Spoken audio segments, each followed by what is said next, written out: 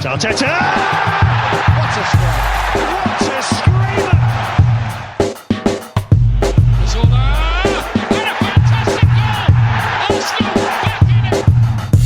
And here's Liverpool, lines it up, finds the net.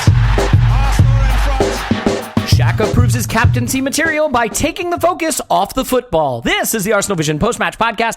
My name's Elliot Smith. You can block me on Twitter, Yankee Gunner. That's right. Look, what could a captain of this Arsenal do any more to prove that he has the backs of his teammates and his coach than get everyone talking about anything but the football? And that's exactly what he did. Tim and I are going to have a chat tomorrow for patrons. He's not available today, so we will follow up. I think the club is going to have a statement out, and we'll address all that. But for today, we are going to dive deep into the Palace game. And to be fair, a lot of this conversation is going to focus on Shaka, on the coach, on the David Ornstein article that dropped on The Athletic, which is not a promotion. It is just a reference to a thing that actually happened. So I'm sorry for the crossover content there. And we'll have a guest associated with that in an upcoming pod. Having said that, we did put out an instant reaction pod on Patreon that was sort of my hysterical reaction. This will hopefully be a little bit more measured. Clive was, as always, very measured. And we'll be discussing issues that I think people connect with in a very personal way. So if you disagree with anybody's take, that's certainly understandable, and we want to hear from you and engage on that topic. But it is, I think people react to this sort of stuff very personally. So I think we should be mindful of the fact that everybody brings their own lens to this kind of thing that happened with Shaka and what's going on at the club. The other thing I'm going to say is this: we will touch on VAR, but I don't think that's an interesting conversation because it's patently ridiculous what happened. It is clearly a sham. It is clearly an error. VAR is clearly a calamity. It has clearly been put in place in the wrong way. Whether you think VAR should exist altogether or not, there's no debate that the way it is implemented currently works, because it doesn't. And there's no debating the fact that we got fucked. But that, as a conversation, I don't know has a lot in it. Like, what are we going to do? We're just going to sit around and agree we got fucked? Cool, we got fucked. Hey, Paul, we got fucked. Clive, we got fucked. So let's get fucked together. Paul's on Twitter at Pause My Pants. Hello, Pause. Woohoo! Definitely earned the explicit rating for this one. Clive's on Twitter at CliveBAFC. Hello, Clive. Hello. Okay, Clive, I want to do something as sort of an introduction to the Shaka discussion. I want to give a timeline of how I experienced it, watching it over and over and over again, and sort of talking to some people that were at the game. If you disagree factually with anything I'm about to say, please let me know. You too, Paul. But for right now, I'm just going to give this as a backdrop for how I saw it playing out, and then I want to get your take on Shaka's behavior, the ramifications for the club, and so on. So, Shaka's not having a great game. Fine, it is what it is. The board goes up. Now, my read on this is the fans are sitting around at the stadium waiting to see if Emery makes a half-decent sub or if he does some stupid conservative thing, because right now I think there's a lot of animosity and not a lot of trust in the coach. The board goes up, and it's Saka for Shaka. And there's a cheer that I think is a very organic reaction, that I think is an authentic reaction, like, hey, he's making a positive substitution. Shaka's reaction to that is to take the armband off and throw it to the ground by Aubameyang, which there's a great picture online of Aubameyang giving him a death stare, if you want to find it. And then begin to trudge off the pitch when we've been pinned back from a 2-goal lead and we're chasing the game. As the fans kind of catch on to the fact that he has just chucked the armband and is walking, some boos start to cascade down on him. He raises his arms as if to say more and more. He gets it. He cups his ear as if to say, I can't hear you, so he gets more of it, and then takes his shirt off, balls it up, and storms down the tunnel and gets more of it. The irony for me is I don't watch WWE anymore, but I watched it back when it was WWF because I'm old. This was classic fans reacting to a heel wrestling drama. Like, if we weren't all Arsenal fans and we were viewing it from a distance, from a remove, it would almost be funny because it's classic heel behavior. But to me, that is the timeline of how it happened, and that will sort of obviously impact how I react to it, which I'll give you after you guys have had a chance to do it. So with that as a backdrop, Clive, first, if you'd like to correct anything I've said in my interpretation of the timeline, feel free. And then how do you feel about the incident itself? The first thing you said, that Xhaka's having a poor game, I don't agree with. I'm only joking. I was like, shit, we're off the rails already. Here it goes. Let's do it. I was going to say objection on line 1, but I thought I'd let you keep going. So basically, Xhaka's having an average game. I thought a substitution was the right thing to do. And Shaka and Guendouzi, you heard me say already, the same player, in my opinion. One should start, one should sit. And the sooner we choose, the better. So Shaka came off. I think people are quite pleased with the substitution anyway, because it's 2-2. We're trying to win the game. Substitution makes sense. Crystal Palace was sitting in. Sabias goes to the base. Saka goes to the left. And we go again. Makes perfect sense. In fact, it could have been the starting team for me. But there you go. So not a problem with that. And the way you've highlighted the situation is probably pretty accurate, to be honest. But after a day of thinking about it, the actual situation is something that's been brewing for a long time. The way Shaka responds to criticism is a little bit emotional, a little bit sensitive. I said yesterday in the Patreon pod, what he did is he made the whole situation about him. He's very much a team man. That's why the team picked him as their captain. I'm very much somebody that always looks at the team first. If I see somebody make it about themselves, I don't really like that. And then there are certain unwritten rules in the game, whether they're right or wrong. Throwing the captain's armband, well, that's not one rule you want to break too often. Taking off the shirt and potentially throwing that to the ground, I couldn't quite see it on TV I don't think he did. He stopped short of it. Yep. I was going to say, right, because once you do that, that's death by 1,000 cuts, right? So, but taking the shirt off and showing disdain against the club rules, where you're meant to sit on the bench, support your teammates, make sure the player coming on has the first respect. All those unwritten rules in football, he broke them all. So you look at the situation based on Sunday. Xhaka's behaviour was not fantastic, and as a captain of the club, I'm afraid you have certain responsibilities, and he fell short of his. There you go, done. But there's a wider thing here, and there's a wider thing that's been brewing for probably about 5 or 6 years. And that is how fans are increasingly becoming extreme in their reactions to things they don't like seeing, whether that be to managers, whether that be to players, whether that be to transfers. And it's all about how we analyse the game and how we feel about the game. And I think the modern fan modern fan culture has become quite selfish, if I'm honest. Primarily, it's a lot about how people feel themselves, rather than getting their heads up and thinking how it affects other people and how we're perceived.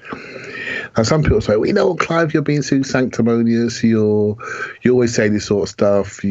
But I generally believe it. I generally do believe and care very much about how Arsenal are perceived. And anything like this that happens, it makes us weaker, makes us smaller, makes us a laughingstock, makes us an embarrassment that we can have such an internal issue, go to this level of vitriol and ugliness, and it's almost like we've done it to ourselves, and we've allowed it to become the biggest thing. I mean, I watched this game 90 minutes. I can barely remember it. I can barely remember it because you're better off than those of us who can.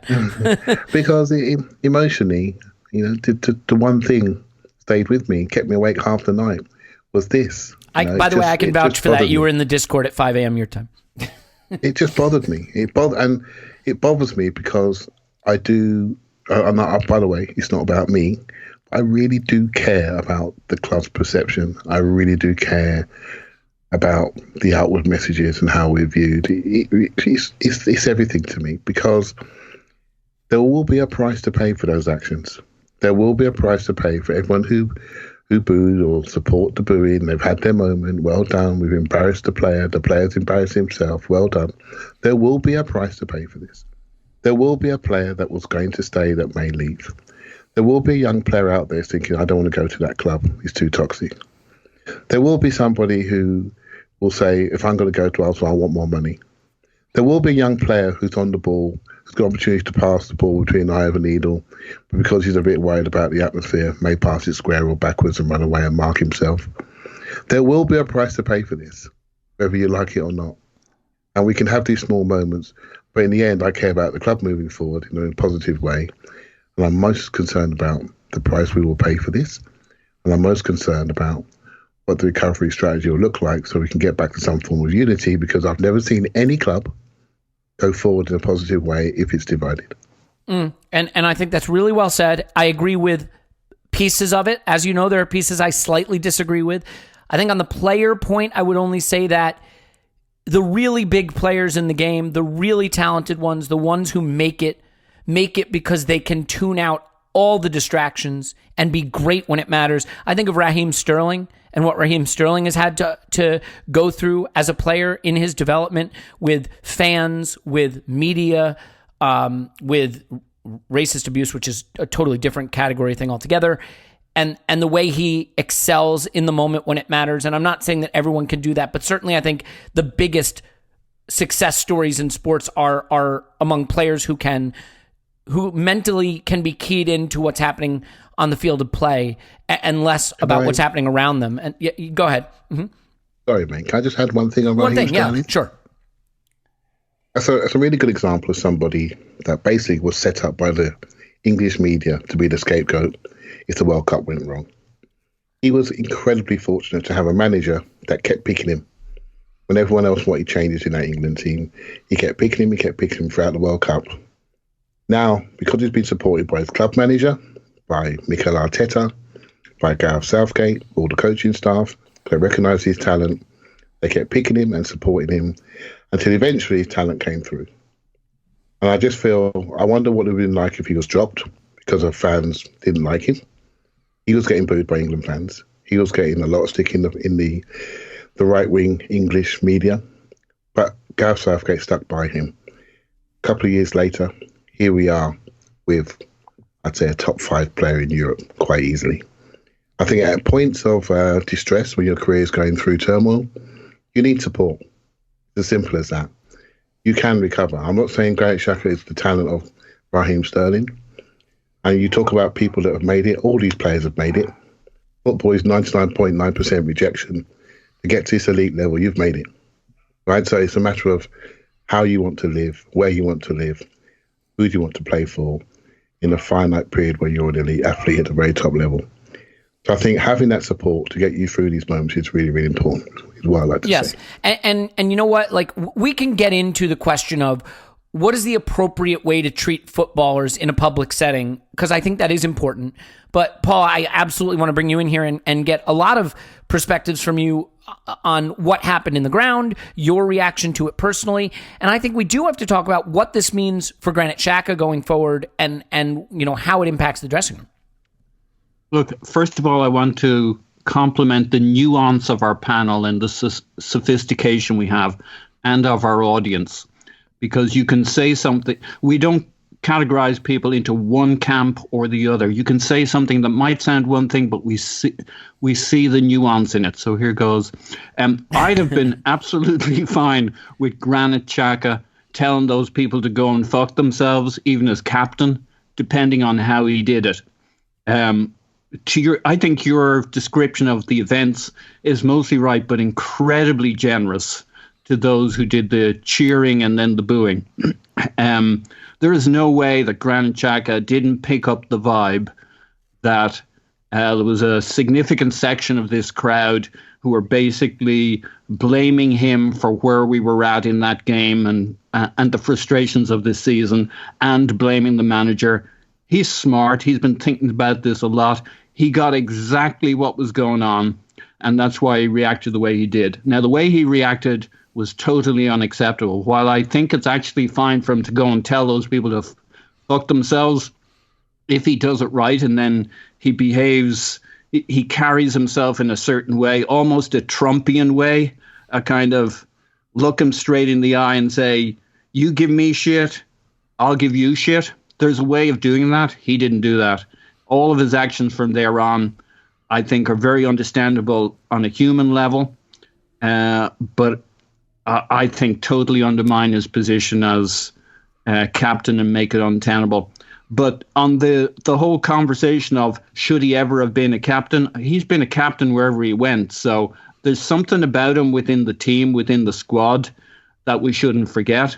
But he's kind of blown up the bridge at this point. So hence I ask for those with nuance to remember all the points I'm making here. I'm not necessarily making the point they think I'm making. If the game has changed, if what football is, and maybe it was at different times in the past, but if what football is now is you can boo your own player and your own captain and cheer him coming off in an ironic but also pointed way so that you can get at the manager. So be it. Let's not be too precious. If we don't want to be too precious on how the fans are supposed to behave, look, the guy can speak up for himself and he can handle himself and he can say what he wanted to say and he can behave how he wanted to behave, but there's a way of doing it and he didn't do it. So that's one aspect of it. I think the other thing is, I have to confess, there's a part of me that thinks those people who cheered, booed, whatever you want to call it, and there were different stages of reactions and people who joined in and were critiquing how he was reacting and how he was walking and how it became all about him, which, while I understand it, I also understand that's not acceptable for a captain going forward. I get all of that. But my point on that is that there's a part of me that doesn't like the fact that I think they may have done us a service by bringing this to a head. Kind of like certain people who did the dirty work during the Wenger era. It was almost like we were never going to get out of it nicely. Yeah. It's like an argument with your spouse. Sometimes it has to get ugly, not too ugly, but ugly enough that shit gets real, stuff gets said, and it becomes clear that stuff needs to be addressed. So I kind of feel guilty, but there's a part of me that thinks this needed to happen, and there wasn't going to be a nice way of it happening, and it makes it easier to have real conversations at Arsenal about what the real issues is. And I think it's like you look at the Russian Revolution and the way the communists executed the Romanovs, the Tsar's family, on the basis that if there were any royals left, the other European powers would come in to support the royals and try and put them back in power. There's no part of me that thinks executing the Romanovs, I mean, Disney made a lovely cartoon about it, and no part of me thinks that that's morally acceptable, supportable, etc. But actually, I don't know that they had another fucking choice. If you don't execute the Romanovs, I mean, I'm watching, there's a lot of Downton Abbey in my feed recently because I'm rewatching the whole thing. And actually that whole political situation comes up and I can't stop thinking about it as I talk about Arsenal and I think about these circumstances. Dirty work has to be done because otherwise it's all too nice and cans get kicked along the road. Yeah. And it makes me look into myself and think, well, maybe there's a role for all of this. I don't like it. I think it's unprincipled. I think it's low. On the other hand, I'm not entirely sure that shit gets real if this stuff isn't done. So I don't know where I'm at on it, basically. Divorces rarely happen amicably and are rarely initiated by good behavior. Yes, though interestingly, divorces sometimes happen because people don't have the arguments. They don't fight. That's a very good point. You're right. There's no communication. You're right. You're absolutely right about that. Look, a couple of things here. First of all, I think it's funny that you mentioned Trump because he got booed quite hilariously at the World Series. I don't see anyone complaining about that. I think there is a point that has to be made at this point. First of all, booing isn't abuse, in my opinion. Abuse is abuse. And something I want to clarify, because I hate whataboutism, and there's been a bit of this on my timeline and social media.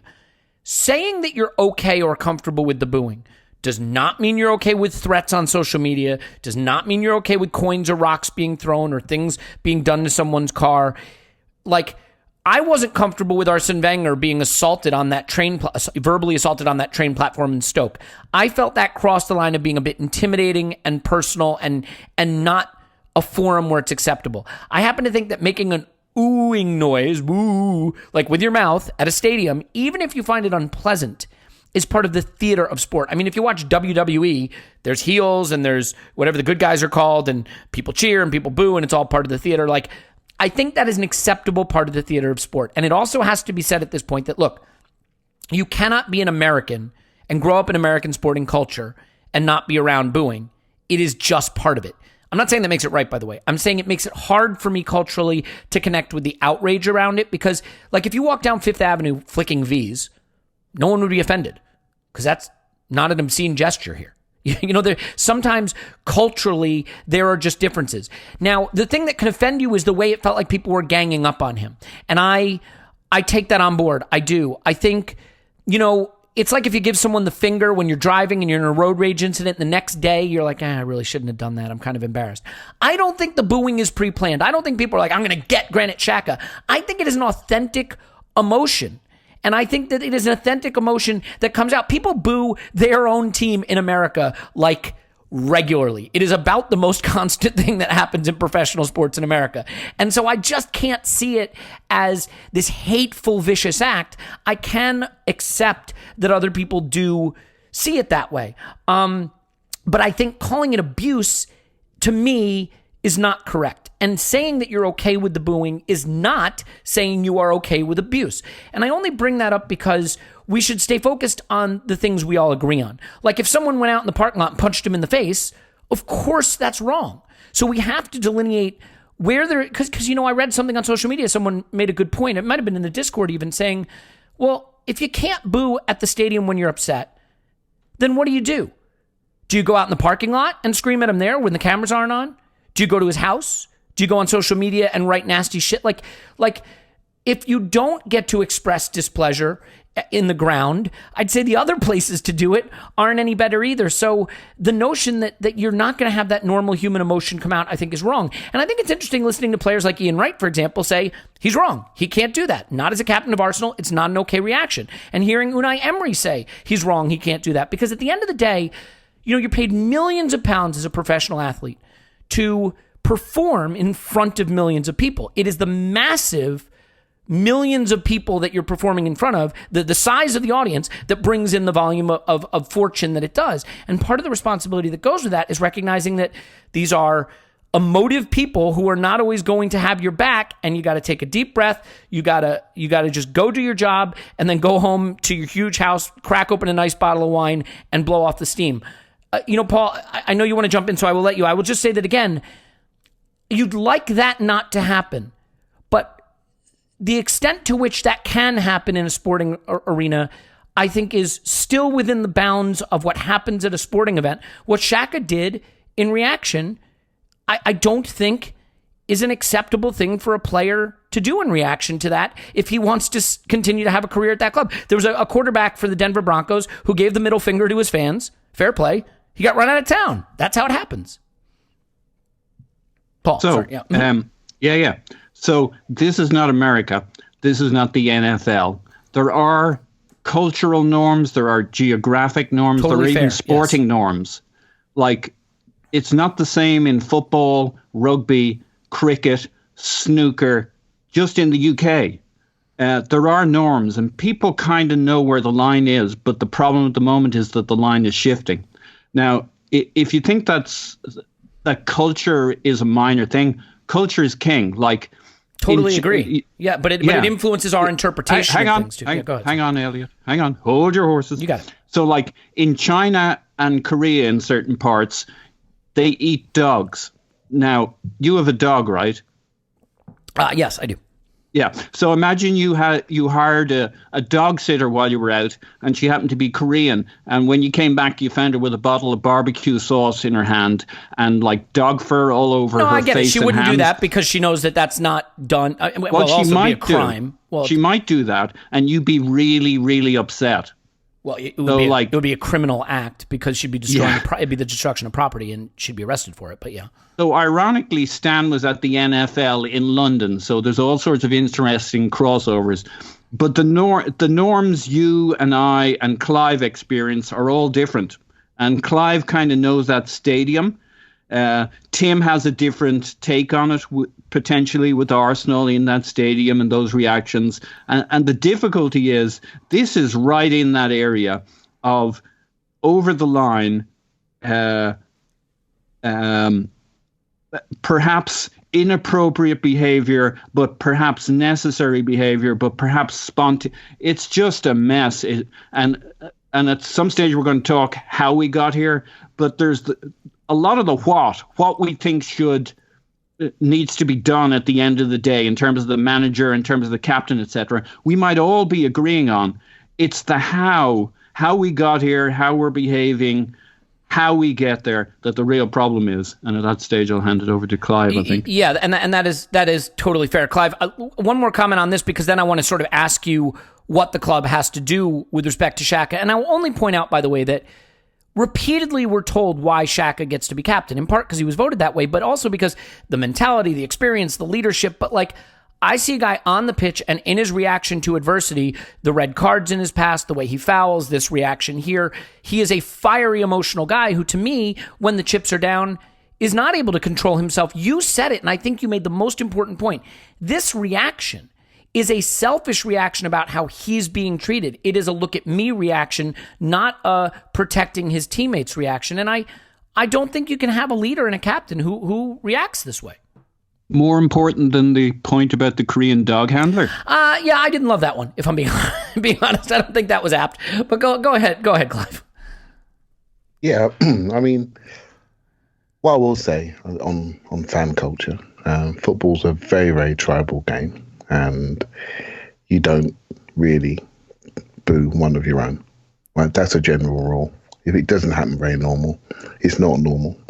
You boo everyone else and everyone else in the ground, but you don't boo your own in general. And it's starting to happen a bit more.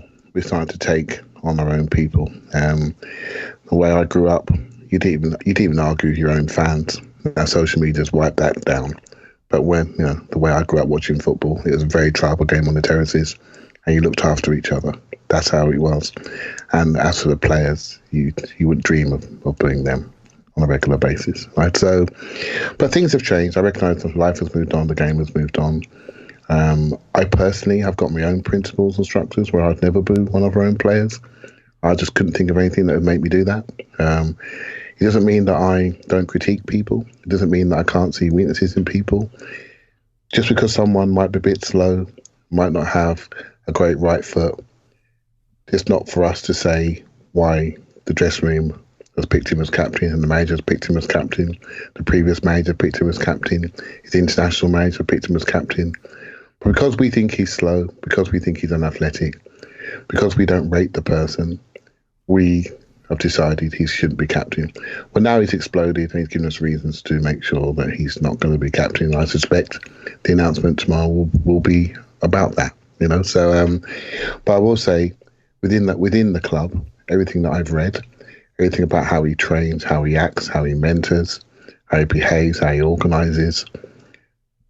Captain's leadership comes in many different forms. It's not just based on someone's right foot and their ability not to give away penalties. Right, so that's that side of things. I think the American side of things regarding NFL, I don't think is relevant here, Elliot. I really don't. It's absolutely relevant. Just real quick, I'm going to tell you why.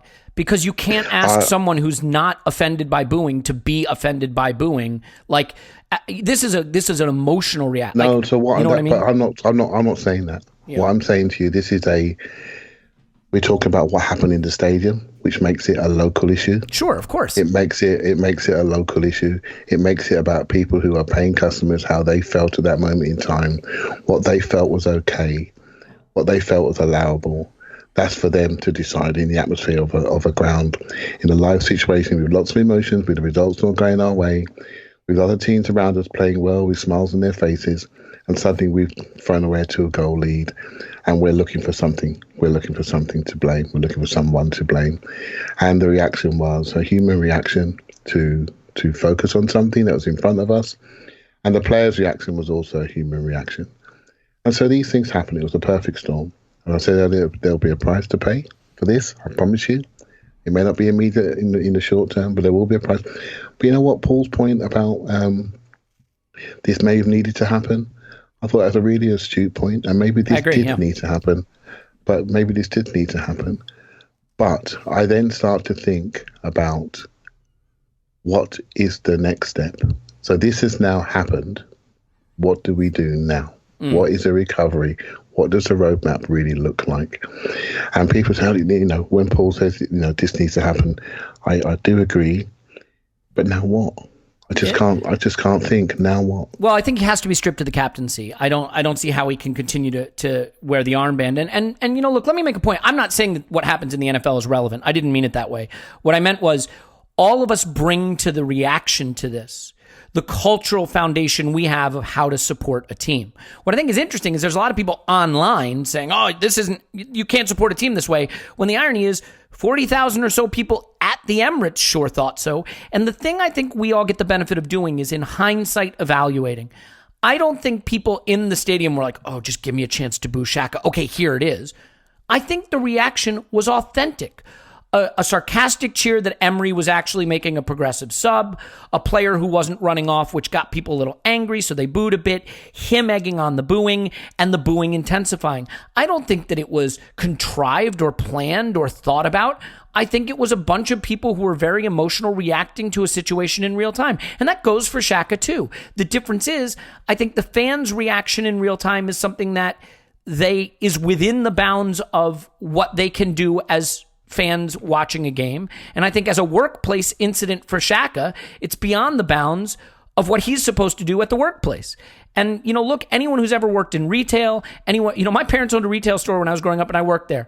And there were times when there were customers, you just wanted to fucking knock their lights out, man. But you just can't do that. And, I think there are a lot of people who are saying, oh, you can't boo Shaka, who yell at the barista at Starbucks for not putting the extra shot of vanilla in their venti latte. So go ahead. What I will say is this is a mess. I don't think anyone covered themselves in glory in this situation. I don't think, I don't think there's a right or wrong. We can definitely say that the behaviour on all sides was not really what I would like to see. It's not ideal, of course not. It's not nice. We don't like that. It's just not ideal, right? Exactly. It's just not what I'd like to see. But this isn't the Arsenal Vision post-fan podcast, right? It's the Arsenal Vision post-match podcast. Yeah. We're here. That's the thing about being the player. When you're the player, the spotlight is on you. The fans are sitting in the darkened section. The players are standing on the lit section. There's a difference there. You see what I'm saying? Yeah, I'm just saying to you, it's a bit of a mess, right? So where do we go? What would you do if you're the club? I think it's incredible how, and I did say this yesterday, it seems to have swept in this level of ugliness. It's swept in. It feels quick to me, and I know there's lots of things that underpin it. Many years, and again, that's down to individuals and what their expectations are and what they expected to see in the new management and the club going forward. And that's an individual thing. But it feels very fast to me that we got to this ugly situation on Sunday. Going forward, what do I want to see? I want to see some leadership from the club. I think they need to manage the situation. Obviously, we know something's coming tomorrow. They've kept themselves they've had a think today. They've had a discussion today. They've no doubt aligned their thoughts. And there will be a communication strategy probably drip-fed over the next couple of days to manage the situation and allow preparation for a game on Wednesday and definitely an important game of the weekend. So that's what will happen in the next couple of days. And I will read that and we'll start a conjecture all over again. But in the end, people are looking at ways to justify what happened on Sunday and looking at ways to justify their feelings about it, when actually I don't think it's important. What's important is the club, and the club is not in a great position. As for going forward, I do think it needs to be a decisive step. I don't see how Shaka can continue as a captain unless many within the club, and I mean everybody within the club, is unanimous about him continuing. Right? So, and if that's not a unanimous position, then I don't think it should happen. I think it puts everybody else under pressure. If that situation was to continue, then every time a mistake is made, every time he's not selected or selected, people would look for reasons why. And it puts the manager under pressure. It puts other players under pressure. It puts players competing for his position in a difficult situation. Is he being kept on because people will look after him? It's just something you need to just close. It needs to be closed. There needs to be a change. And Paul said something in one of the pods last week where he feels Shaka should be more of an option rather than the option. And I think Arsenal fans would be more happier with that. No player can play every game, but he seems to play most of the important ones. I don't think his performances really demand that. And there are other people that should be given similar opportunities as he's had. And I just think it should be more of a rotation in an option way. And I agree very much with that statement. I think fans then look at this and say, well, okay, I can see what's happening. People have given up on the player. And it is important how we feel about players, and we'll always argue about players and their talent and their ability and their ceilings. That should never go away. That's part of fandom. It's fun. it's just how you do it. It's just how you do it. And I wouldn't do it that way, but I wasn't there on a Sunday. I wouldn't have done it, but I don't want to say, well, that was completely wrong, because it was a perfect storm situation that I think we need to focus on recovery. Yeah. Look, telling people not to boo is fine. The question is, if you're in that stadium at that moment, can you be sure of how you'd react? I mean, Clive, I know you can. I just think it's always careful what you ask for. I was fired from my first job out of college for telling my boss to go fuck himself. And he had it coming. And I deserved to be fired. And that's life. Around sporting stadiums and football stadiums all over the world every day, some player gets booed by his own fans. It's not pleasant when it happens. Google Manchester United booing player. They booed Ashley Young. They booed Marouane Fellaini. They booed Paul Pogba. I'm not saying it's nice, and I'm not saying it should happen. And I understand the perspective of people that really don't like it and really think it shouldn't happen. And I still believe that the players understand that they can't react the way Shaka did, and that's that. And Paul, I think for me, I think there's a bigger issue here now, which is very simply that there's no way back from this.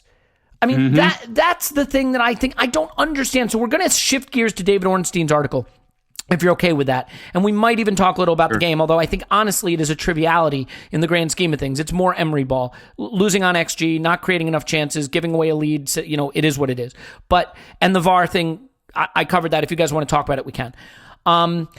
What I'm trying to say to you, Paul, is name me a situation where it's gotten this poisonous, where a captain is storming off the pitch, ripping his shirt off, throwing the armband, where fans are booing the captain, where fans are whistling the manager, where the manager had such a bad finish to the previous season and follows it up with a start like this.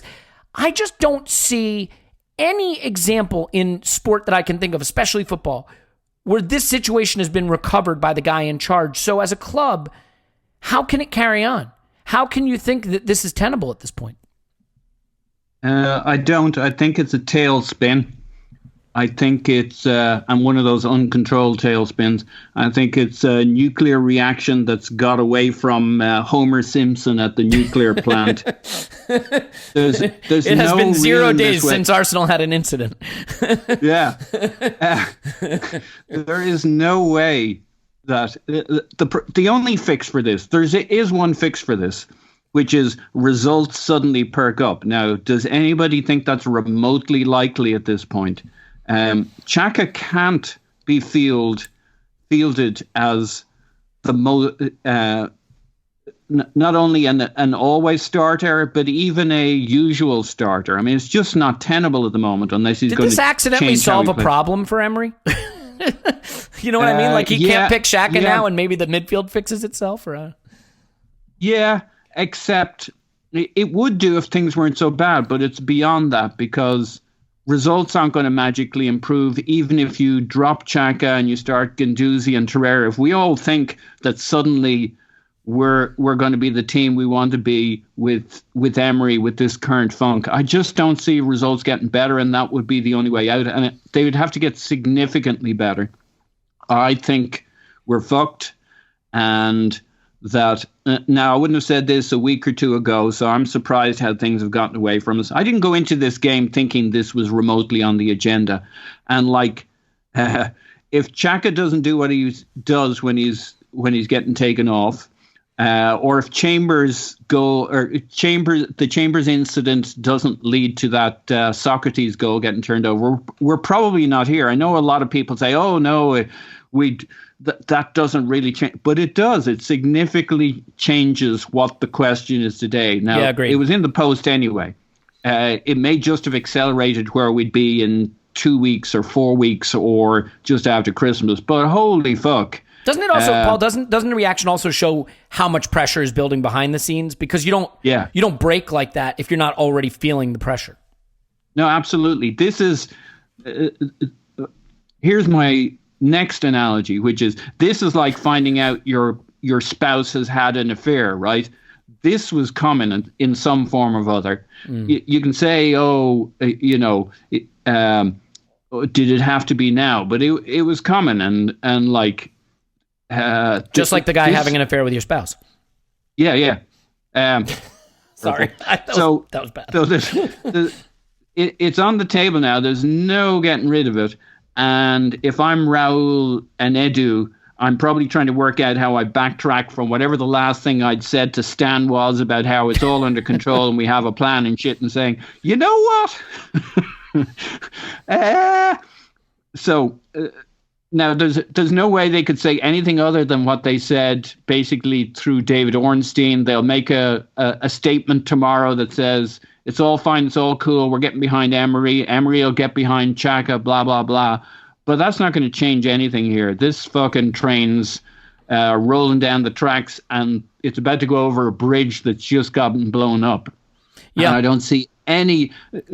They can make it worse, but they can't make it much better. And then you're onto how do we elegantly pirouette to the next stage of things? Because I don't know what Clive thinks, but I don't see any clean way out of this that'll take us much past Christmas. In chess, if you're down to having 2 pawns and they've got like a rook, 2 knights, and a queen, you're done.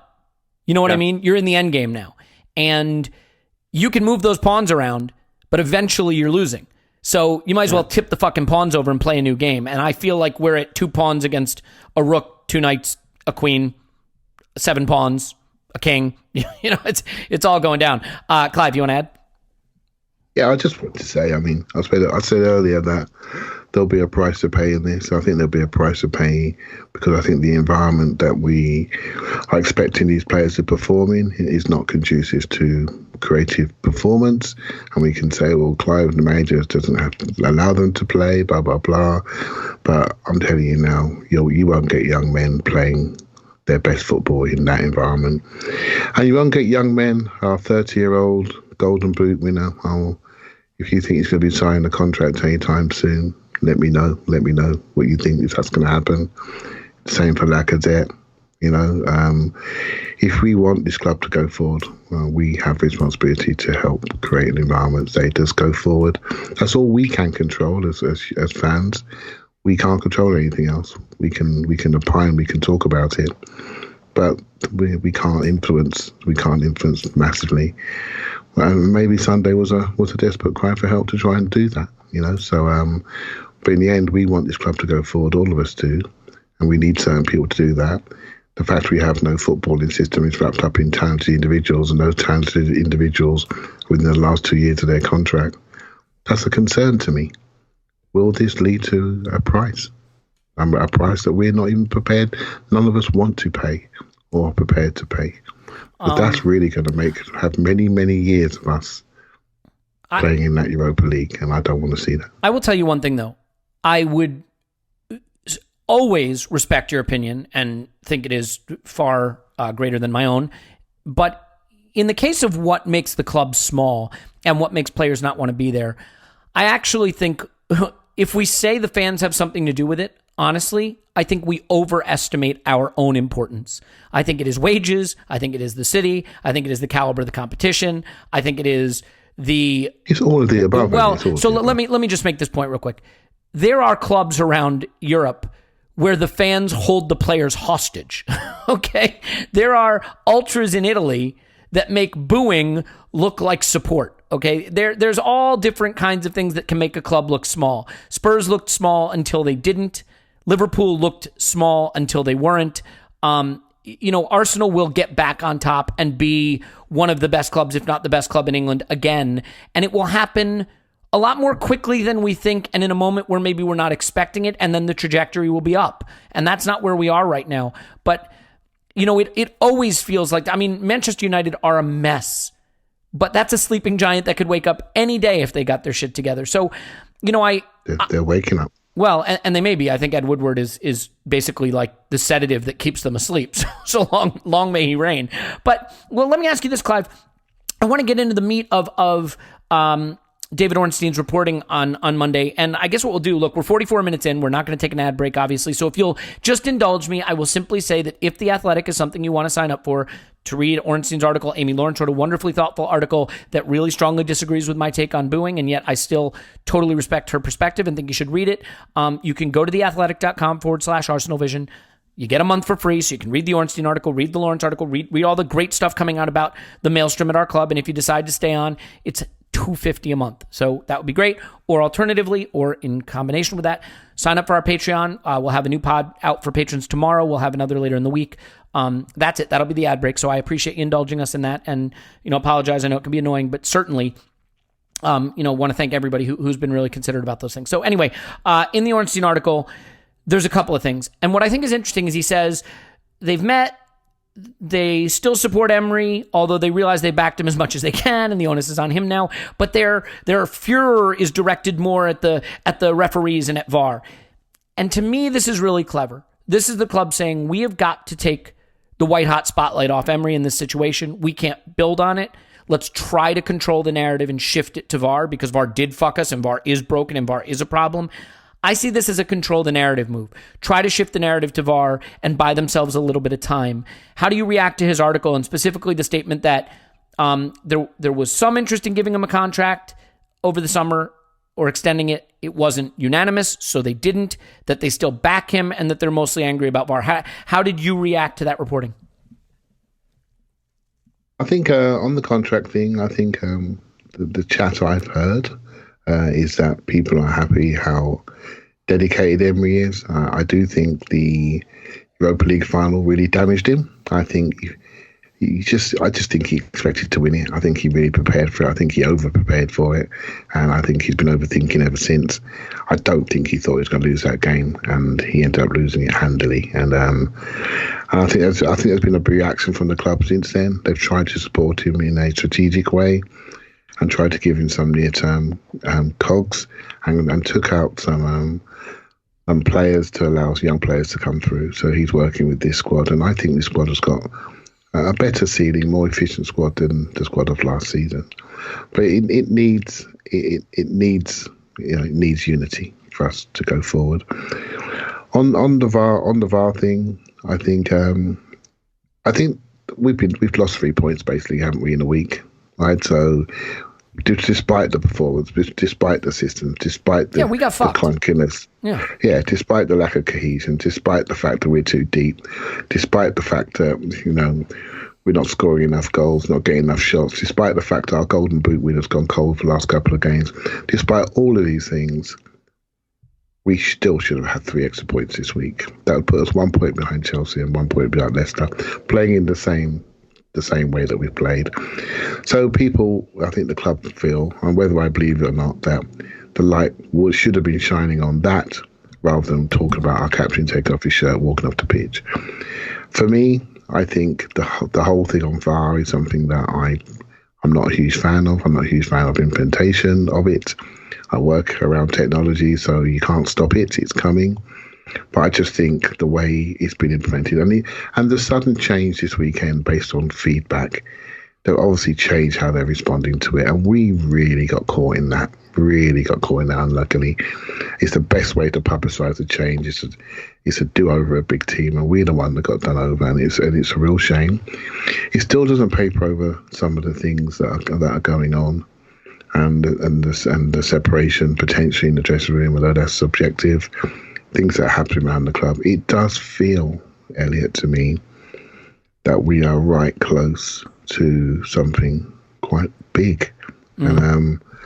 And I might be, during the Wenger debates that we had, I used the word seminal a lot. It's a seminal moment, and he never was. He was still there year after year after year. Well, there was no one to take that decision in that case. Yeah, there is now. The difference is now there's people around the club. There's a structure around the club. There's a potential succession plan within the club. It doesn't feel like the world would end if something was to happen.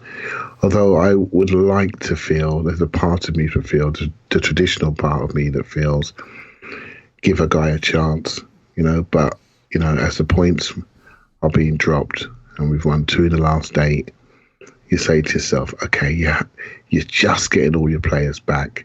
You just had Lacazette for maybe 1.5 games. Could we give a bit more time? But then you think the Leicester game is coming up. You know, it's coming to a head. It's coming to a moment where we will find out exactly where people's loyalties lie. We'll find out just how much the players are behind the manager, because the light is going to be shining on them that Leicester game. The light's going to be shining on the Wolves game of the weekend. And we have to deliver. We have to deliver. If we don't deliver in the next 2-3 weeks, I do feel, next international break will be absolutely critical. And I'm not sure he will survive it. Yeah, I don't see how he can. And I say that, look, I haven't been on the Emery bandwagon for a while, but I'm not saying it because I don't like him. I'm saying it because the combination of performances and results, the combination of what now looks like a dressing room that's slightly out of control, what now looks like the relationship between the fans and the team being broken, you have to make a move to heal this before the spiral becomes irreversible. And there is still a top 4 place for us this season. Let's not lose sight of the fact that this season is far from over. There's a lot to accomplish still, whether it's an FA Cup or a Europa League or, God forbid, top 4. Those things are all within reach. And Paul, that's why I want to focus on something that David Ornstein reported in this article. And I love parsing language, so let's parse some language. What do you say? He says, it is also fair to say that Emery does not retain the backing of his entire squad. The main concern of some members being an apparent absence of team identity and clarity on what is being asked of them. That, to me, when I parse that, it's also fair to say, and then he says what the thing is, and he said, that to me smacks of some players have told him that. Then he says, but equally, the majority of players and staff are believed to be behind him. That smacks of, I've had that told to me by the press officer, right? So part 1, it is fair to say Emery does not retain the backing of his squad. The main concern of some members being, that's reporting to me.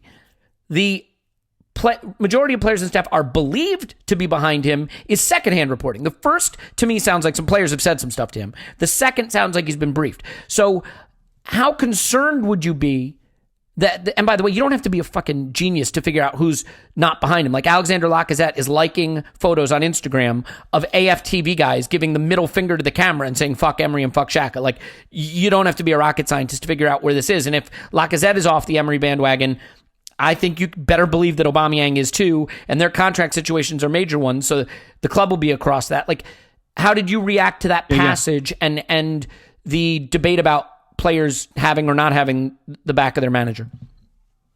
Yeah, so I kind of thought about it the same way you did there, but I didn't give it too much. I was deeply troubled by it, but I didn't give much more thought till I read the Telegraph piece, I think it is, that talks about how Emery is going to ask the team again if they still want him as captain. So I think we know how that conversation is going to be played back to us tomorrow. Yeah. But there was another piece in there that says there's a camp that's not happy with Emery and his selections and why Pepe keeps getting played even though he hasn't scored. And that's that there's weird. and then there's a Mesut Ozil camp. And you can kind of see who might be falling into which of those two camps there are. So I don't think the fact that there's a whole bunch of people who still support Emery, well, they want to get picked, right?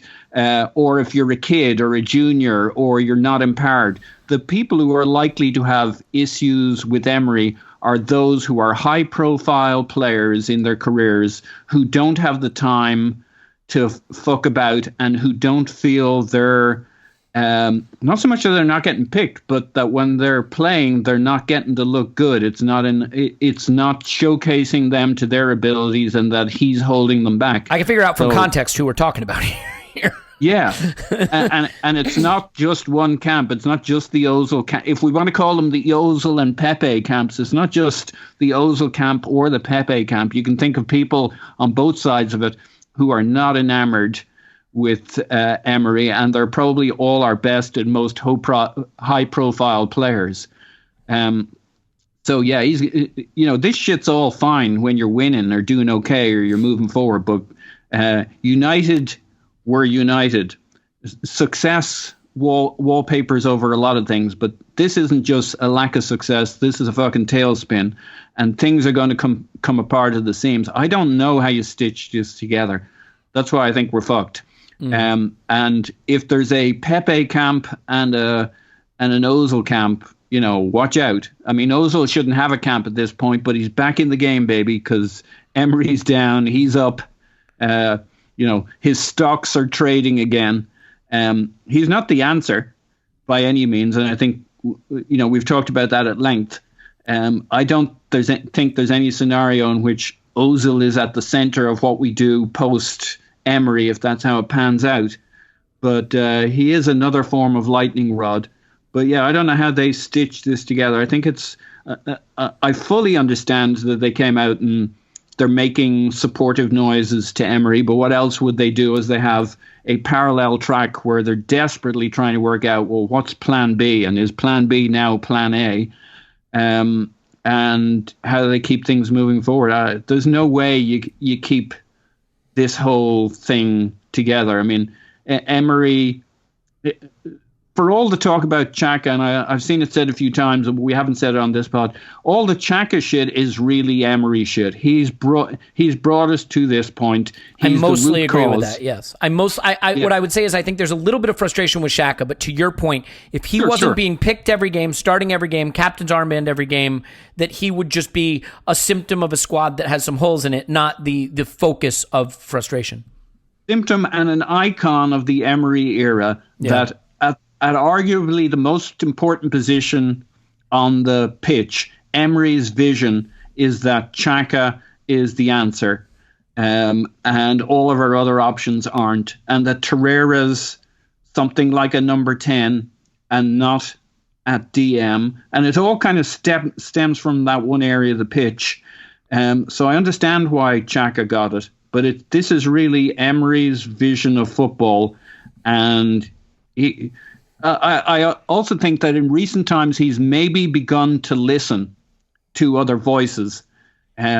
He's maybe had Edu and whoever in his office saying, Emery, you might just think about loosening things up a little bit, and that's why we've seen more flexibility. Why maybe he pulls off, maybe Xhaka got subbed because he's starting to listen, but that isn't a bridge to a new vision. So I think he's going to get caught between his vision from before and not knowing how to take it forward. And it's not going to make things better just because he listens, because it's not his vision. I think he's fucked. I think we're fucked till we change who the manager is and what the direction is. That's the issue. I mean, once you find black mold in a house, you might as well tear the fucking thing down and rebuild it. You don't go poking holes everywhere trying to look for other. I mean, obviously you can't tear the whole house down, but you get my point. My point is that there is an amount of rot at which point you have to demolish the thing and start over, and trying to pick out, and fix around the edges and cut around the edges and repair. It's never going to work that way. Clive, I want to get on to one other thing about the David Ornstein article real quick, is that he did mention that it was revealed to him, quite extraordinarily, the short list of managers that the club considered when they before they finally announced Unai Emery. And first of all, I want to get your thoughts on the list, but here's what I think is interesting. It's Allegri, Arteta, Henry, Lopetegui, Ragnick, Sampaoli, and Vieira. So the interesting thing for me, Clive, along with Emery, is just that is a list of people that I don't know that many of them have anything in common with one another. I mean, there's a lot of divergent approaches to football and roles and histories and philosophies around that. Surely not every one of those players could have fit the style we were planning to build around the squad we had and the vision we had. So, I mean, a lot of it is probably moot because it's a gazetas list in large part. But what did you think of that information and the degree to which the list is fairly divergent from in terms of philosophies and styles and approaches and ranges of experience and things like that? I think that's quite a positive thing. You'd want to see different types of people. You wouldn't want to see, after 22 years, just one type of manager come in. You'd want to see what people say as you're trying to forge a new direction. that you actually don't know what it is. I mean, even the back room since those days has changed massively. The squad has changed massively since those days. So I think what we've seen since Raul's really got his feet under the table and Ivan's left is a turn again in the road about what direction we're going. Swen leaving, Edu coming. And now we've got something a little bit more stable, a little bit more medium term. So I'm actually quite pleased to see that level of thought go into it. And I was said that at the time. The one line that did stand out for me was the fact that why they didn't pick Arteta. I thought it was really interesting when I think they said that it wasn't just experience, but the fact he had no backroom staff. I thought that is very interesting because they were looking for a level of coaching authority and different structure and different people to come in, as they did take out a lot of coaches when Wenger left, a lot of us as scouts, etc. And I think you'll find a lot of these top managers, they bring a lot of people with them. And Arteta being a coach and a player mentor wasn't maybe ready for a job the size of Arsenal, and Arsenal weren't ready for him to support him with a level of coaches and support that he would need. So need someone to come in more ready-made, someone who's been to the top level, and Emery was their supposed unanimous choice. So that to me was the most interesting piece of all those people there. The one that I like probably is just a favoritism, really. I do like Allegri, but thinking it doesn't really add up because some of the communication issues that we see today, I believe, will still be prevalent with Allegri. So it's just purely for the fact that I like some of his Juventus teams and I like his stature.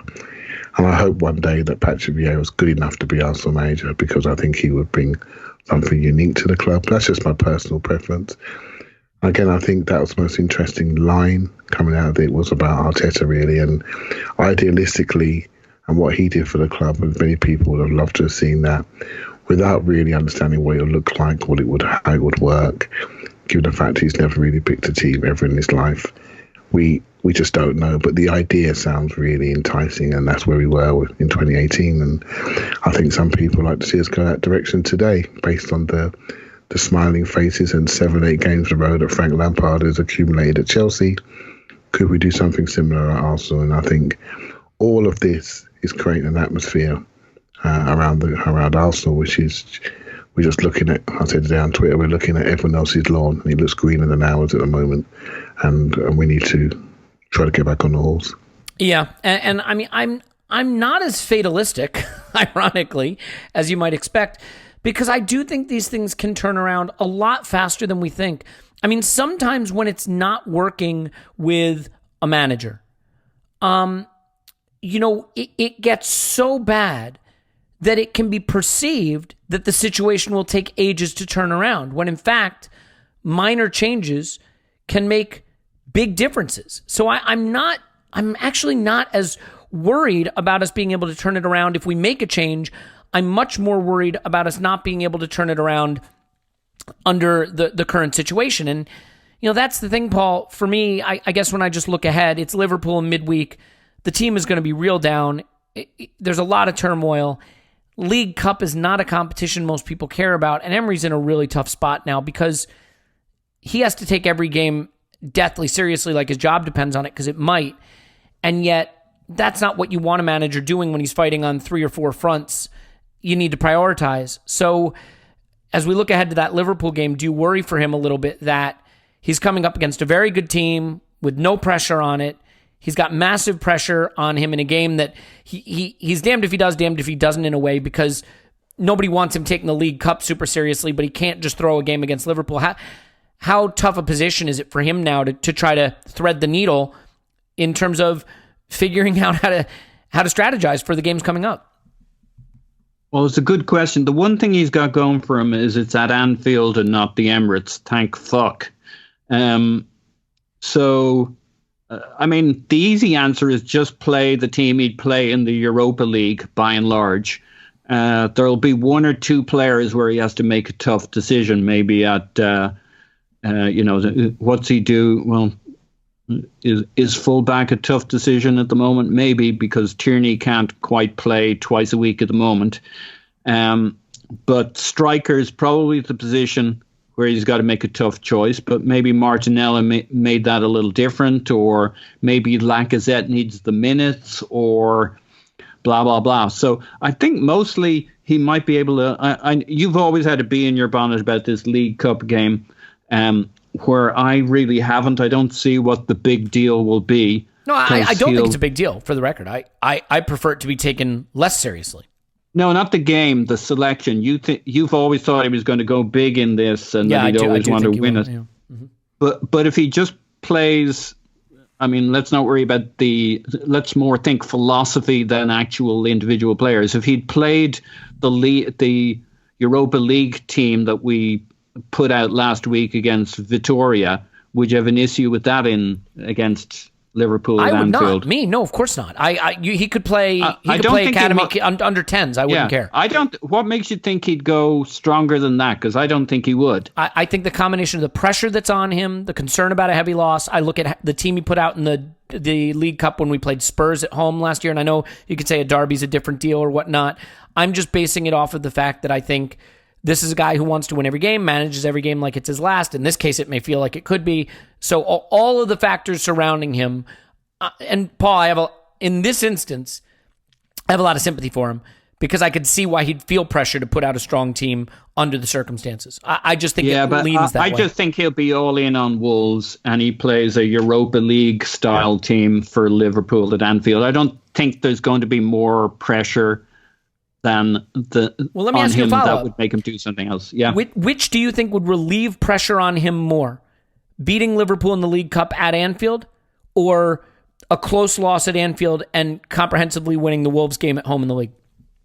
Wolves win the Wolves game. Yeah, I mean, I tend to agree. Although, gosh, if you want to somehow, I mean, it's at the Emirates. I mean, my God, there's really, it's no competition. I mean, we don't want to stink the place up at Anfield, but if the young lads go out and do what they've generally done, which is probably what he hopes, then whether we win, lose, or draw at Anfield, it'll be okay. And it's the kids, so what are you going to bash them for? So it's kind of a free hit at Anfield, and he'll be all in for Wolves at home at the Emirates. Clive, how does he thread the needle for you? I mean, if you were advising him, if you were his wartime consigliere, how would you suggest he thread the needle over these next coming weeks? I mean, and let's say this: we all feel that it may be too far gone, that there's no coming back, there's no turning back now. But if he was going to get it turned around, what would your consult be though if you were trying to get it turned around? I agree, Paul. It's all about Saturday. So I think maybe one or two extra tweaks into the Liverpool team, but one of Aubameyang and Lacazette may play, I think, in that game, and maybe one will be sitting at home. But I think one of them will play because I just think we need to have it there on the bench. And Liverpool did a similar thing. You look at the League Cup teams; they've not been very strong. And there'll no doubt be a little bit of a deal about how many young players will play, and they'll know. You won't find one team turn up that's super strong and one team be super weak. There'll be an agreement on what type of players will be playing, fringe players. So that's how I see that one going. Now, for me, going forward on the football side of things, I think Amy Lawrence said a lovely line the other day. She said something like, he's searching for the keys to unlock this team. And what he's doing is he's desperately searching, and he just keeps changing, and he just keeps changing formations, and it's just not quite clicking. And I think he's adding to... weirdly, can I add something, Clive? Somebody made a point recently, and I think it's true. Weirdly, he's stopped chopping and changing recently. Well, even on the weekend, Paul, he went 4-4-2. It was bizarre. And I'm couldn't thinking, make heads or tails of it. But then if you do that, then maybe start with Xhaka on the left, and keep it balanced, right? So you can't press because the strikers are too split. They did a great job on Match of the Day, by the way, highlighting this. Credit where it's due. Because of how wide the strikers were split, every time Palace got the ball deep, like a central defender got the ball, they had acres of space to just stand in and survey and progress it up the pitch and get it into hurtful areas. There was no ability to close them down because of that formation. I thought that was a really interesting point that they made. We were flat up front, and it looked like we weren't set to press. We were just set to set up when we have the ball. So he thought he'd put Ceballos on the left, knowing he'll leave the left-hand side, and he thought Tierney will come up and overlap. It's just overthinking. At these moments of pressure, what I would advise is simplicity. Just keep it simple. Stick to one system. I know which one I would use, but he would use probably a 4-2-3-1. Stick to it. Get your players into their slots. Rotate them into their slots. Have your 4 deep line double pivots. Rotate them. Have your 2 or 3 10s. Rotate them. Have your 4 or 5 forwards. Rotate them. Keep to the system that you're going to live and die on. Don't keep changing. Get some simplicity and some simple messages through to players that they can digest. Get yourself a foothold. I would definitely go 3 at the back. I just think it's more simplistic. And I think we've got more players that rotate into those roles, given the fact that you've got the Europa and the League Cup all mixed in together and many league games coming. We've got a lot of fit players now. Give people a chance to play in their strongest positions while they're recovering from injury and adapting to the league. That's what I would do, but he may have a different way. Keep it simple. Keep the messages simple. Play in people's halves. Move the ball quickly. Keep it simple. The fact that you're trying so hard to find the golden key is just making it worse and just totally adding agree. adding a lack of clarity. So stop trying so hard. You're trying too hard and you're confusing people. You're not, I call it the air hostess syndrome, right? When you're on a plane and you're going through your nervous flyer and you're going through turbulence, the first thing you do is look at the air hostess. And if the air hostess is nervous, you get nervous because you think, crikey, she flies every day, right? If she's smiling, you carry on smiling. These can't be that bad. At the moment, he looks nervous and it's permeating to everybody in the crowd. It's permeating to the players. And now you're being criticised for a lack of clarity and poor communication. And I said the other week, coaching for me is all about communication, all about how you connect to people. I think this is a major weakness for the manager. And I think that in the end will end up being his undoing. I hope it's not. I genuinely hope it's not. Just one human to another human. I hope he can recover. I fear he won't, but I hope he can recover because I want Arsenal to recover. I want us to get better results. I don't like where we are at the moment. So if that would be my message to him, keep it simple, stupid. Kiss. Yeah, just that. I would love to give Emery a kiss. That's for sure. Paul, that's it for me. I mean, I think when I look at this game, I have to admit I had a little chuckle when it was like 5 minutes in and you finally start to look at the formation. You're kind of seeing how I set up, and I was like, Jesus. It's a 4-4-2. He's tried something else. He's tried something else new. 4-4-2, forward split wide, Aubameyang and Lacazette patrolling the half spaces. Like, you do you, Emery. You just keep giving them different instructions, buddy, and keep expecting them to figure it out. And by God, they can't. And it just seems clear to me that now, he's like a guy in the horror movie who's in the truck and the bad guy's coming. And he's got the keys, and he's trying to find which key starts the fucking truck. And the bad guy's getting closer, and the keys are, and he dropped him on the floor of the car. And now he's trying to get him. And I am worried that the bad guy's going to get in the truck before he gets it started. You have any last thoughts about his latest key that he's tried in the ignition? Yeah. It's sad, so sad. It's a sad, sad situation. You know what? You're going to be doing the intros pretty soon, my man. That was solid. That was solid. That new mic is wicked. Yeah. The real thought I have on all of it, and it was the wrong point I made earlier, is I think generally we've mostly been okay with the lineups, Xhaka to one side. I mean, when you look at the personnel he put out, he pretty much picked the right players. But yeah, it's all lost in translation in terms of his communication with the team, and just them buying into it and them having a feel that he has a vision that they can invest themselves in. And there's no, at this stage, there's no injecting vision into Emery and it being transmitted to the players. What might be interesting is in the short term is that they rally around Shaka, that they rally around a siege mentality, and that we get a bump of performances in the short term, but that might just that might be like serving hors d'oeuvres using our hostess as the tail, still in a tailspin, heading downwards. So our analogies are always the best part of the pod. Yeah, it's sad, so sad. Oh no, don't start. You did a great job. Good for you, man. Yeah. Look, I think there's one thing we have to say before we say goodbye, and that is this whole thing could turn out to be a big case of misunderstanding because, Halloween is right around the corner, and everyone at the Emirates might have just been like trying to be a ghost. Boo, boo, right? Like, what if they were just making ghost noises and everybody just had it wrong? Just something to consider. We always try to look for a new perspective here on the Arsenal Vision post-match podcast. Tim will be on tomorrow for the Patreon pod. Clive's on Twitter, ClivePAF. Say thanks, Clive. Thank you very much. Paul's on Twitter. Pause in my pants. Thanks, Pause. Woohoo! My name's Elliot Smith. You can block me on Twitter, Yankee Gunner. Give us a 5-star review. Write nasty things about me in my Twitter feed if you haven't blocked me already. I want to say thank you to everybody who has signed up for Patreon. I know a bunch of you joined us for the hysterical Broken Cannons immediate reaction to the match yesterday, and I appreciate you for that. But we will have more intelligent, hopefully, stuff coming up. Maybe a rewatch coming up. I think we're going to try that. Clive, you up for it?